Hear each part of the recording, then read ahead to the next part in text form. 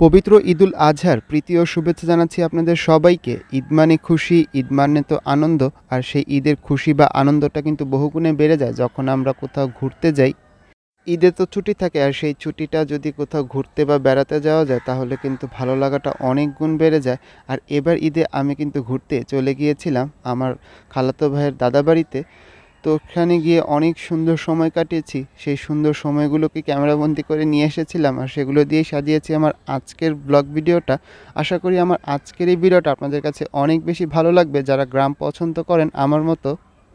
আপনারা যারা আমার পুরাতন দর্শক আছেন তারা তো জানেন আমি গ্রাম ঠিক কতটা পছন্দ করি বা ভালোবাসি। গ্রাম আমার কাছে অনেক বেশি ভালো লাগে।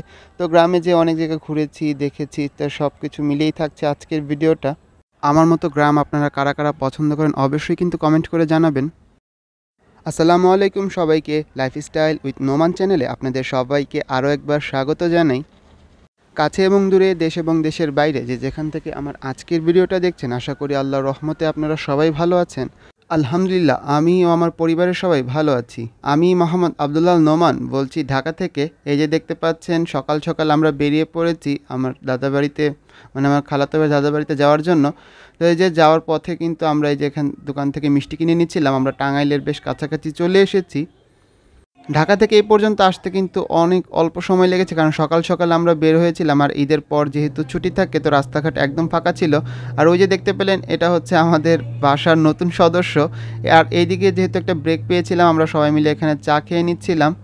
তো আর এই যে দেখতে পাচ্ছেন এখন কিন্তু আমরা চলে এসেছি আমার খালাতো ভাই ওর বড় ফুপুর বাড়িতে। তো এই বাড়ির বড় ফুপুর বাড়িটা আগে পড়ে, যার কারণে আমরা এই বাড়িটাতে আগে এসেছি, তারপর আমরা দাদা বাড়িতে যাব। তো এই যে ফুপুর বাসার সামনে খুব সুন্দর অল্প ছোট্ট একটা গাছে কিন্তু খুব সুন্দর দেখতে পাচ্ছেন এই যে ব্যানানা ম্যাঙ্গো ধরে আছে। এই আমটা কিন্তু দেখতে খুবই সুন্দর। তো এখন ওই যে ফুপুর বাড়ির পেছনে সিঁড়ি দিয়ে ছাদে উঠছিলাম।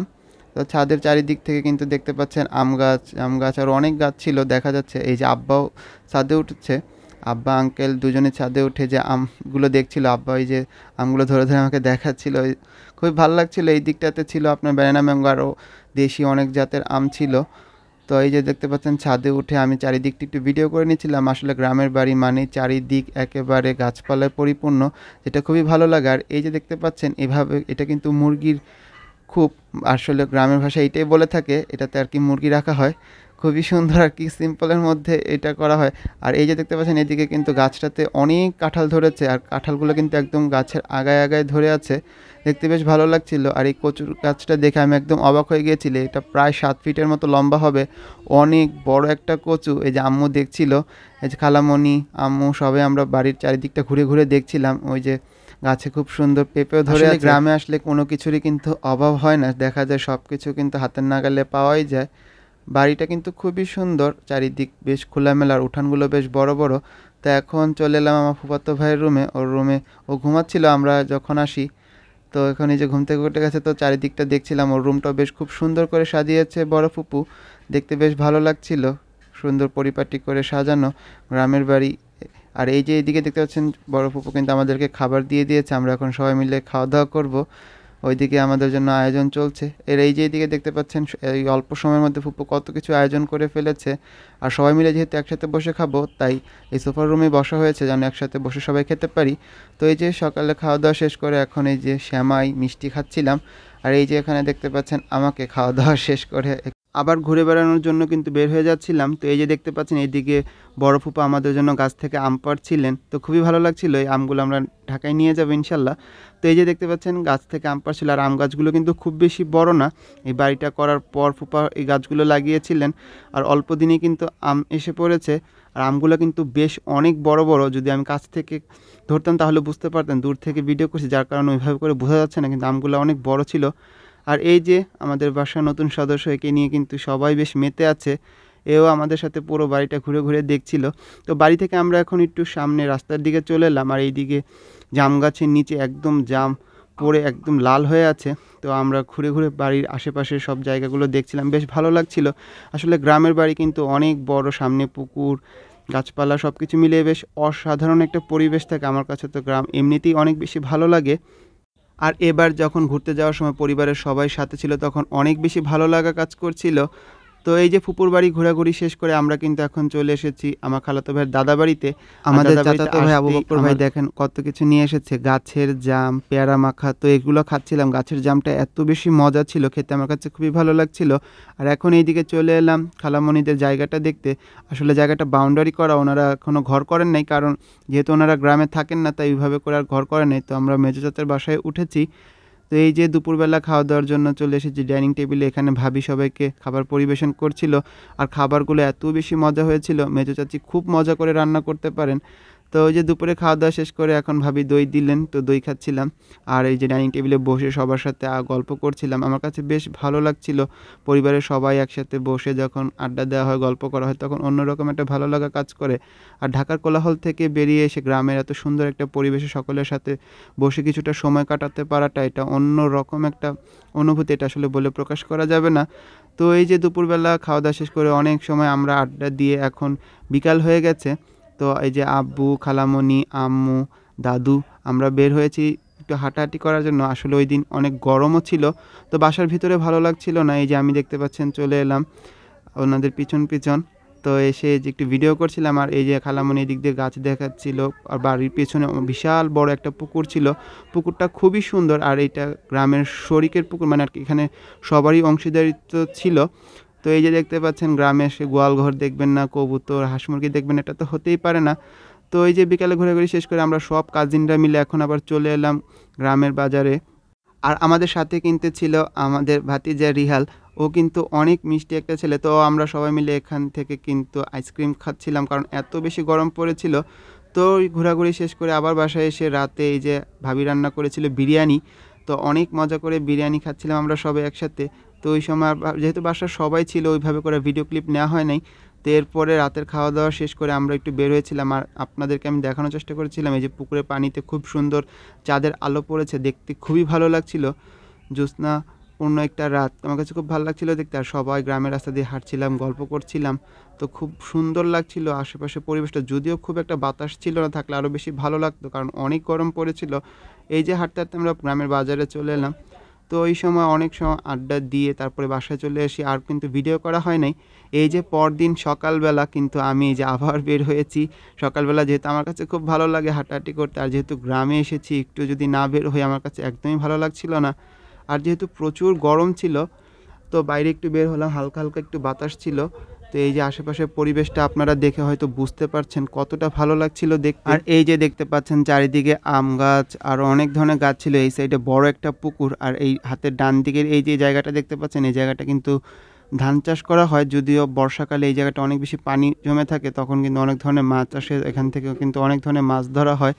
তো বেশ ভালো লাগছিল জায়গাটা। এর আগেও কিন্তু আমার কাজিনের দাদা বাড়িতে আমি বেশ কয়েকবার এসেছিলাম, তখনের পরিবেশটা অন্যরকম ছিল, আর এখন কিন্তু অনেক বেশি অন্যরকম হয়ে গেছে।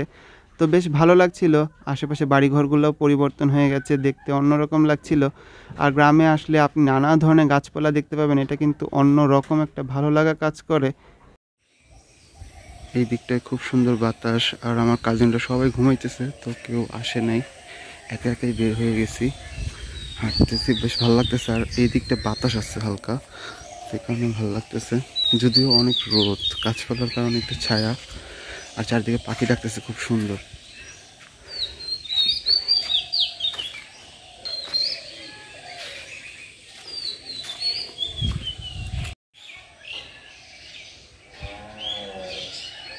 চারিদিকে পাখি ডাকতেছে কিচির মিচির, খুব সুন্দর একটা সাউন্ড আসতেছে।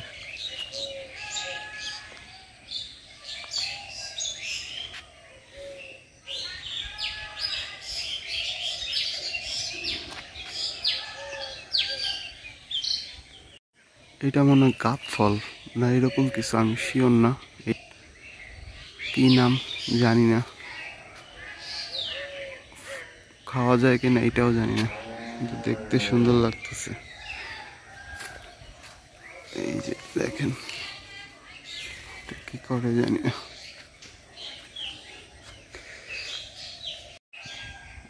দেখেন বাঁশঝাড়,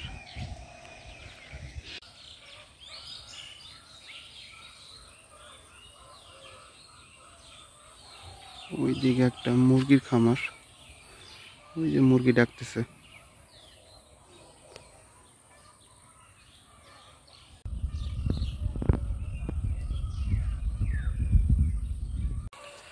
এই দেখেন মাছ ধরার জন্য কত সুন্দর জাল দিয়ে বানানো হয়েছে, আপনাদেরকে দেখাইতেছি ওই দিকটা।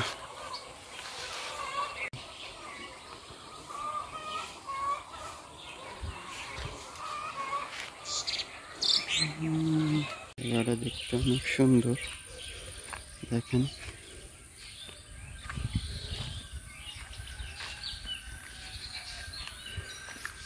দেখতে ভালো লাগতেছে, বাতাস হইতেছে প্রচুর।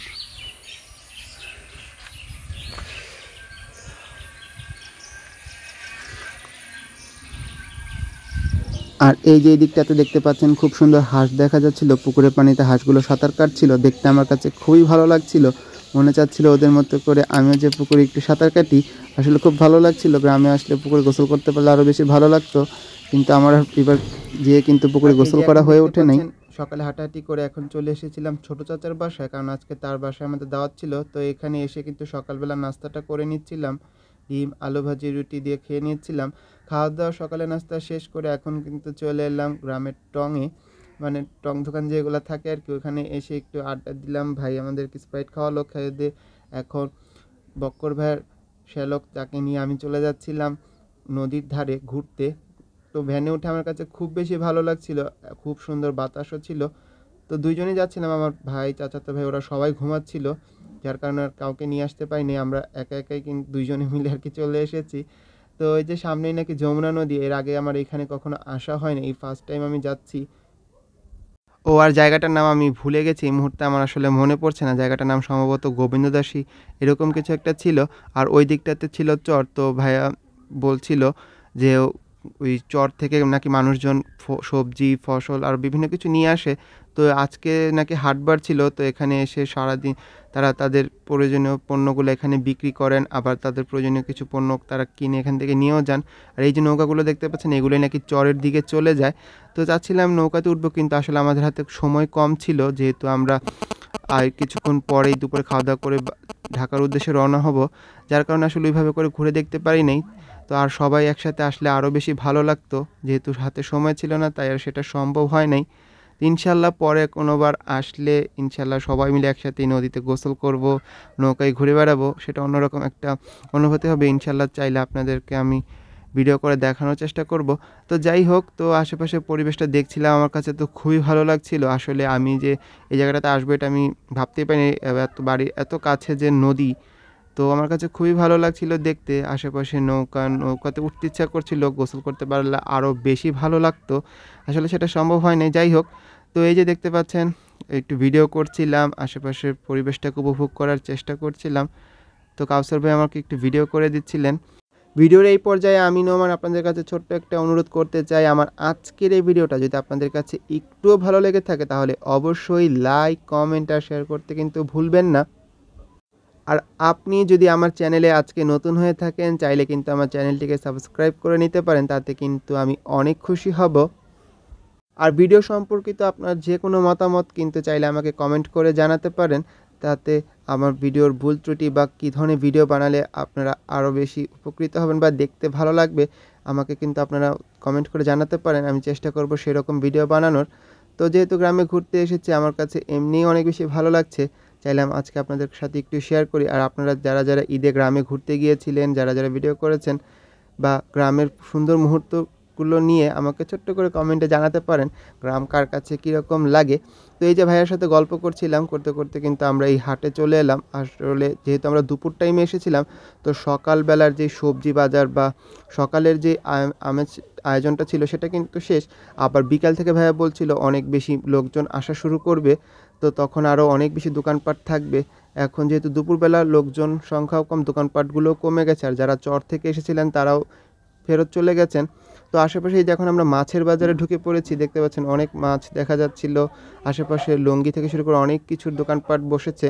তো একটা একটা করে আমরা ঘুরছিলাম, দেখছিলাম। দুই ভাই আড্ডার সময় কিন্তু ভাইয়া বলছিলেন তার মামার বাড়িতে নাকি টাঙ্গাইলের তাঁতের শাড়ি যে বনে সেই তাঁতের পাড়া আছে ওই দিকটাতে, তো বলছিলেন চলেন ঘুরে আসি। আসলে সময় ছিল না, যেহেতু আমরা দুপুরবেলায় চলে যাবার। এই দিকে আঙ্কেল কিন্তু এই হাট থেকে অনেকগুলো গাছ কিনে নিয়ে এসেছেন তাদের এই খালি জমিটাতে লাগানোর জন্য। এই যে একটা একটা করে আম গাছ আরও অনেক ধরনের গাছ নিয়ে এসেছিলেন, একটা একটা করে লাগাচ্ছিলেন। তো আমরা এসে দেখতে পেলাম প্রায় অনেকগুলো গাছ কিন্তু লাগানো হয়ে গেছে। আর এই যে এইদিকে এসে দেখতে পেলাম আমার ভাতিজাকে ভাইয়া খুব সুন্দর করে ওর মাথার চুলগুলো ফেলে দিচ্ছিল। ওকে একদম টাকমাথা বানায় ফেলছে। তো ওর আর ভিডিও করিনি। ও বেশ লজ্জা পাচ্ছিল। আর এই যে এই দিকটায় দেখতে পাচ্ছেন গোসল করে খাওয়া-দাওয়া করতে চলে এলাম আবার ছোট চাচার বাসায়। এসে দুপুরে খাওয়া-দাওয়া শেষ করে এই যে এখন আমরা ঢাকার উদ্দেশ্যে রওনা দিয়ে দিব। এই যে সবাই কিন্তু উঠানের মধ্যে চলে এসেছি। আর সবার বেশ মন খারাপ। আসলে গ্রামে আসলে যেমন ভালো লাগে চলে যাওয়ার সময় বেশ কষ্টও হয়। আর এই যে আমরা কিন্তু সবাই গাড়িতে উঠে পড়েছি। এখন ঢাকার উদ্দেশ্যে আমরা রওনা হয়ে গিয়েছি। আর এই যে আমাদের বাসার নতুন সদস্য সারা রাস্তা সে ডাকতে মানে তার গাড়িতে ভালো লাগছিল না। তো এই যে দেখতে পাচ্ছেন আমরা কিন্তু এখন প্রায় ঢাকার মধ্যে ঢুকে পড়েছি। আর আশেপাশের পরিবেশটা এক অন্যরকম ভালো লাগছিল। আর দেখতে পাচ্ছেন একদম সন্ধ্যা হওয়ার আগ মুহূর্ত। তো আমার আজকের এই ভিডিওটা বাসায় যেতে এখানেই শেষ করছি। তাহলে সবাই সুস্থ থাকবেন, ভালো থাকবেন। আল্লাহ হাফেজ। আসসালামু আলাইকুম।